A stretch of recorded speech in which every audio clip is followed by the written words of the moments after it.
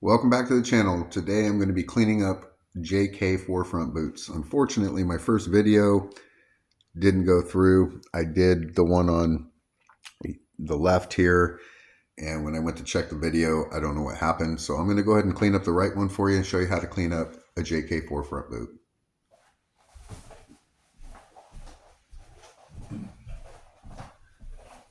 So here's the one I just did. Unfortunately, the video didn't go through, so I have another one. The other one, the left boot. So first we're going to start off with taking the leather laces out of the boot.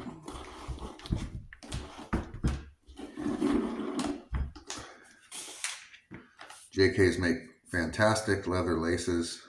They have not broken or split on me, and I've had these for, I believe, over a year. Their false tongue is nice and thick.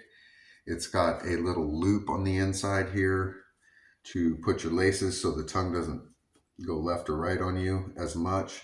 Works out pretty well. These haven't been oiled or cleaned in quite some time, and I use these all the time. These are my favorite boots that I own. Their last that JK has is just amazing. It fits my boot, my shoe like a glove. Using a horse-haired brush to get all the debris, grass, dirt out of my off of my boot. And I got a lot of dirt and debris on here, in here, on here. I use these for everything. So on the inside here, it tends to get a lot of debris on the inside. So you'll want to make sure and focus in on that. That's where the dirt's going to rub and get kind of nasty. I've got a little nail brush here. I'm going to try to get the remainder out of there with. Focus in on your welt. Try to get as much of that dirt and debris out of there as possible. I use these for, like I said, everything from mowing my lawn, weed eating, going up on the roof, any projects that I have around the home. These are a great all-around boot. They're a wedge sole, so they can get a little slickery during the winter time. This has some kind of sticker in there. They get a little slickery during the winter time when it's wet, and I have some replacements for that time of year when I need to not fall on my butt. And that's the other JK boots I have. Now this has a lot of grass from the last time I mowed the lawn, so I'm just going to scrub that off with this brush and a little bit of water and get that off there. I'm going to go ahead and use this nail brush, just a little bit of regular water, and I'm going to scrub off any excess debris that the horsehair brush did not get off. These are rough out on the bottom and they are smooth on the top. I've got some paint. I got painting. Using my nail to get that off of there. I'm not too concerned with these coming out perfect because it's just a work boot. It's not a going out boot, which I don't really go out anyways. I'm kind of a hermit. And I like that life. So I'm just gonna scrub these. There, I got the majority of the dirt off of them. I'm gonna use my horsehair brush again just to get off any excess dirt that may still be lingering on the boot. If you want to go in depth and try to get all the paint off, you can use a little bit of rubbing alcohol. You can use your knife and scrape it off of there. Just careful not to gouge your boot. But this is rough out. If you want your rough out to spring back to life and look napped up again, you can use a wire brush. But I kind of like how it lays down. It gets shiny in certain areas. develops a patina. It's kind of a cool look. And I'm just gonna, in this welt, this has a lot of dirt. A lot of dirt. Just trying to scrub that out of there. Because that'll dry out your boot. It'll dry out the threads. And got a little toothbrush. I'm going to get inside here on the inside of this midsole. Just try to get all the dirt off of there. There, I think that's pretty good. Now I'm going to brush out any dirt that loosened up with my horsehair brush. Your tongue on the forefront has an extra patch of leather to protect the tongue and its rough out, which is quite a nice touch. And the inside has a boot liner here that has stayed in place since day one. It has not moved around or come loose on me. So keep that in mind. Their stuff is high quality. So now what I'm going to do, I've got this all brushed down. So I'm going to focus in on the sole. It's a wedge sole, and it's dirty. I'm not looking to make it perfect. And what I'm going to use is a Barkeeper's Friend. If you haven't used it, it's great for like cleaning rust and lime, stains, grease. It works amazing on grease, by the way. So I'm going to go ahead and give it a shot on here, which I did on my other video that didn't come through. I've already pre-mixed some water and Barkeeper's Friend in a bowl here, warm water.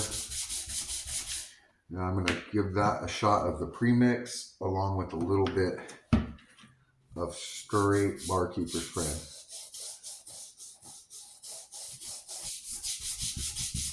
Now if you want to try to get this perfect, you're going to have to take some time on it. I just want to kind of lighten up the dirt is all. I'm not looking to get this pearly white because I'm probably going to get it dirty today when I'm done. So scrub that in with your nail brush there. A little more.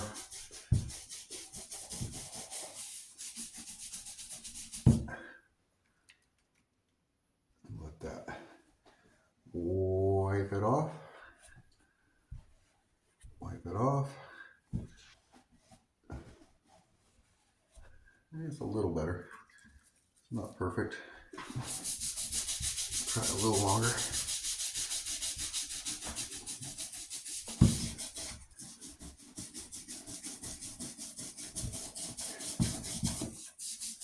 Now, if this is boring you, you can always skip. I'm not a great editor. I don't have a lot of time for editing and trying to make my videos, where they bounce around and hope. It's just not my thing. Not yet, anyway. Maybe I'll get better at that at some point, but right now it's just a long format video, and you can always fast forward, rewind as you need.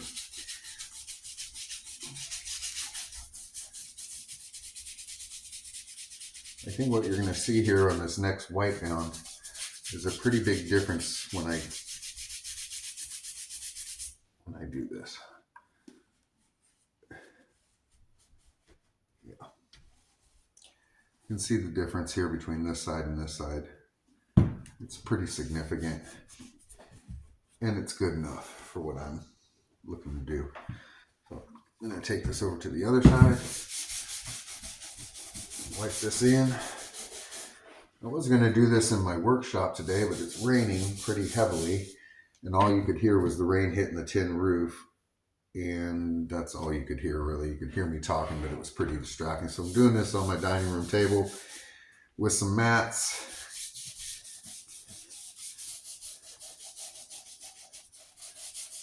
And I'm just going to scrub this.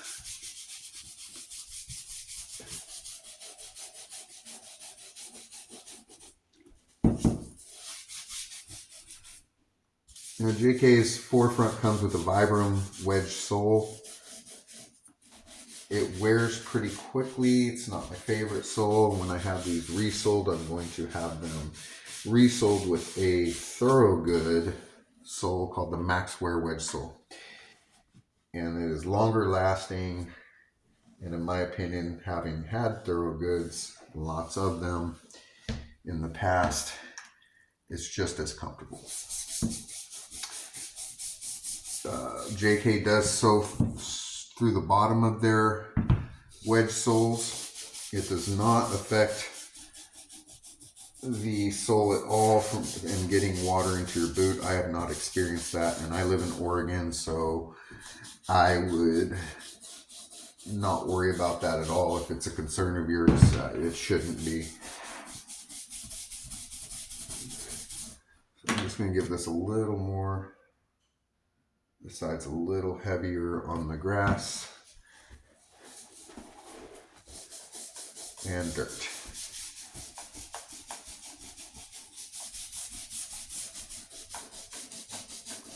I do wish JK would, I mean, these are an excellent boot, so don't get me wrong. So my one complaint is that sole. It's just not a great sole.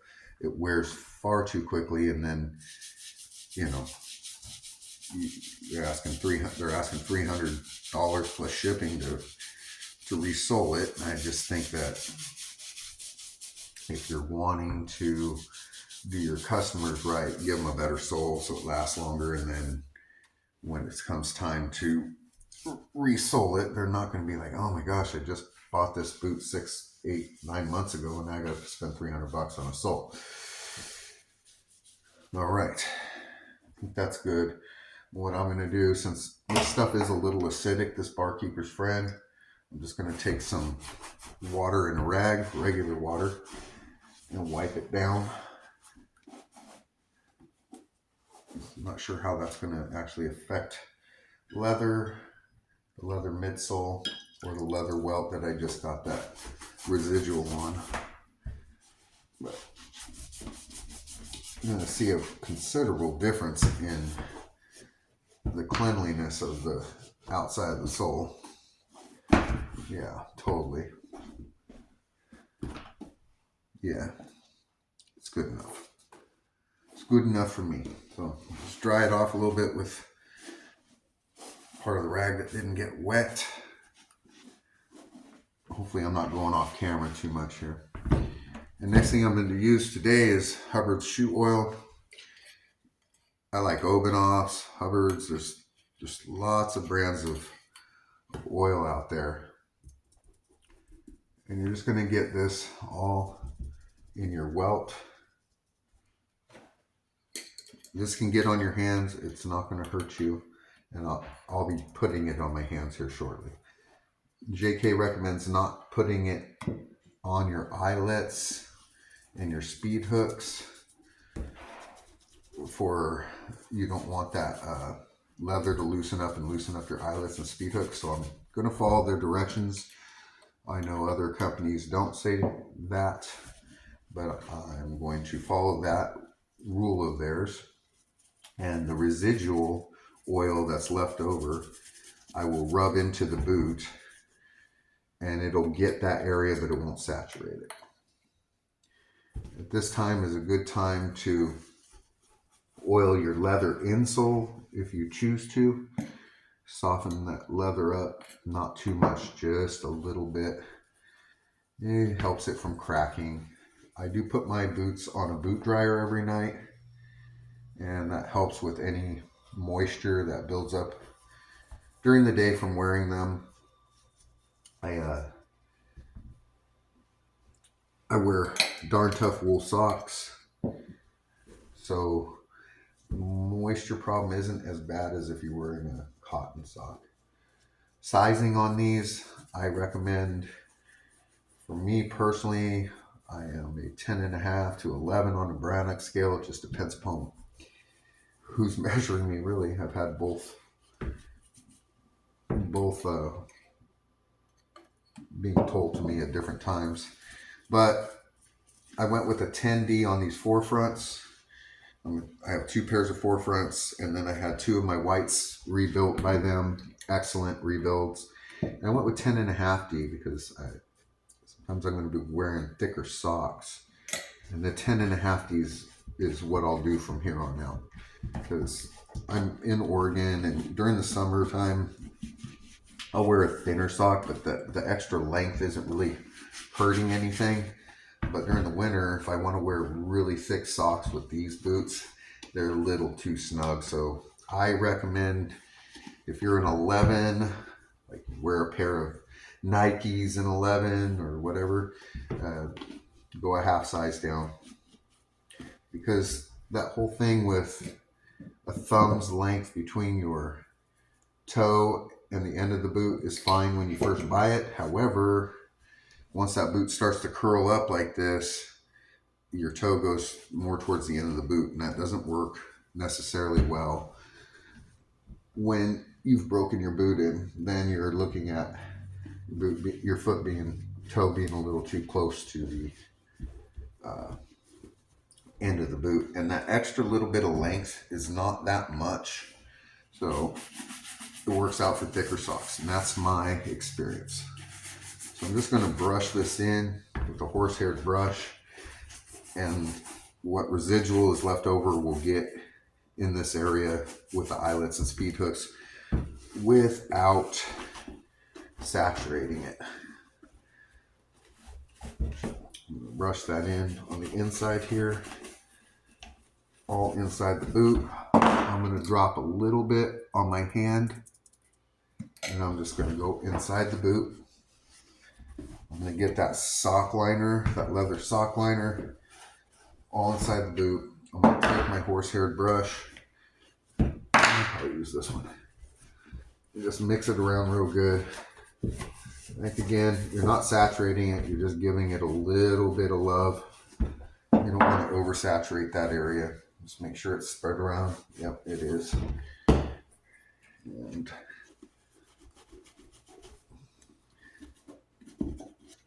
now feel your boot.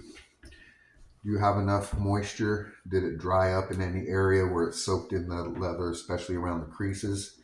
Then give that a little extra oil. Like I can see where my foot creases here is a little drier. I'm just going to soak that in, or rub some more in, because it's soaked in the leather or oil.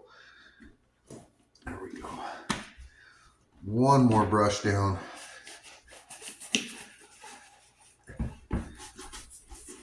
This, people ask how often. It all just depends upon what your conditions are. What are you doing in your boots? How dry is your climate? How wet is your climate? There's no right or wrong answer behind that, except just don't oversaturate your boots with leather. You don't want to do that and have your leather stretch out too much. So you're not trying to soak your leather in oil. You're just trying to hydrate the boot, the leather, and then you're spreading it around. And you may need to do this once a month. You may need to do it every 6 months. It just depends on how often you wear your boot, what conditions you wear your boot in. That's pretty much the big deal there, is what your situation is. I could not tell you how often to do this because it just depends. So now that part's done. The false tongue, same deal. Let's get all that dirt and grime off of there. It pretty much sits in one spot, and it doesn't get the wipe downs when I just brush these down every so often, like most of the boot does. So it does tend to get a little dirty. So I'm just going to give this a scrubbing with a little bit of water. Oh yeah, I can see all the nastiness coming off it. Yep. Yeah, those were pretty darn dirty. Now I'm just going to wipe these down.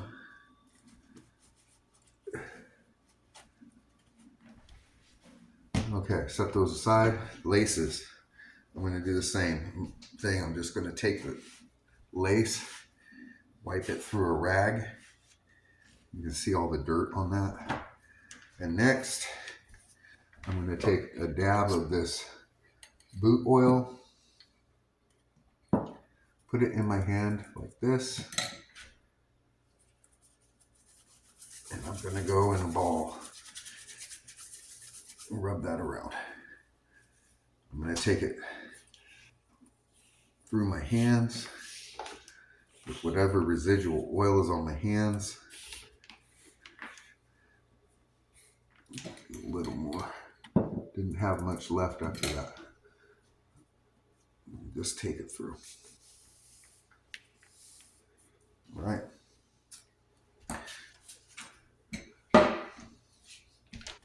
Now, that's dry enough to put a little bit of oil on. Dab, dab, dab.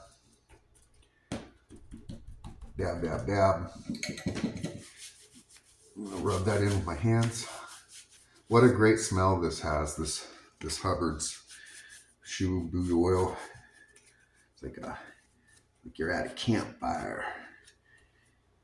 Okay.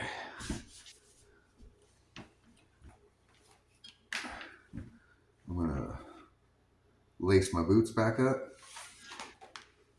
Going down, back up. I'm gonna grab the ends of my laces and bring them up until they are even. And they are. Perfect. Set your false tongue back in, or kiltie, however you want to say it. We're going back. These will be ready to wear. No time at all.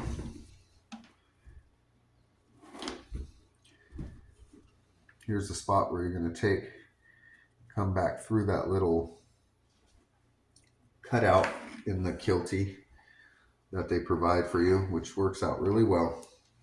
Great little feature that they do. And I've had false tongues with and without, and these are definitely the way to go. So all my false tongues on other boots that don't have them, I go ahead and make this slip myself now. And it certainly helps out quite a bit with your tongue not moving around as much. Okay. Once you were able to thread the needle on that, it's good to go.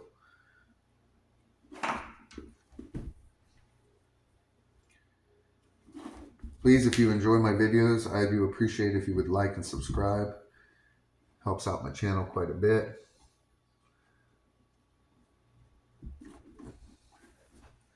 And there's the finished product. I'm gonna wrap my laces around. Give you a once over of this, or twice over, whatever. Give it one more quick brush down.